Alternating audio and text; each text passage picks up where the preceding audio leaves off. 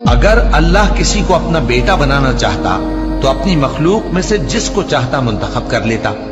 وہ پاک ہے، وہی ہے اللہ جو اکیلا ہے، بڑا زبردست ہے۔ اسی نے آسمانوں اور زمین کو تدبیر کے ساتھ پیدا کیا ہے، اور وہی رات کو دن پر لپیٹتا اور دن کو رات پر لپیٹتا ہے، اور اسی نے سورج اور چاند کو کام میں لگا رکھا ہے، سب ایک وقت مقرر تک چلتے رہیں گے۔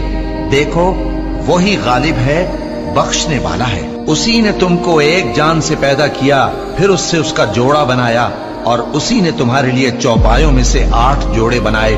وہی تم کو تمہاری ماؤں کے پیٹ میں پہلے ایک طرح، پھر دوسری طرح 3 اندھیروں میں بناتا ہے۔ یہی اللہ تمہارا پروردگار ہے، اسی کی بادشاہی ہے، اس کے سوا کوئی معبود نہیں۔ پھر تم کہاں بہہ کے جاتے ہو؟ اگر ناشکری کرو گے تو اللہ تم سے بے نیاز ہے، اور وہ اپنے بندوں سے ناشکری پسند نہیں کرتا، اور اگر شکر کرو گے تو وہ اس کو تمہارے لیے پسند کرتا ہے، اور کوئی بوجھ اٹھانے والا دوسرے کا بوجھ نہیں اٹھائے گا۔ پھر تم کو اپنے پروردگار کی طرف لوٹنا ہے، پھر جو کچھ تم کرتے رہے وہ تم کو بتا دے گا۔ وہ تو دلوں کی پوشیدہ باتوں تک سے آگاہ ہے۔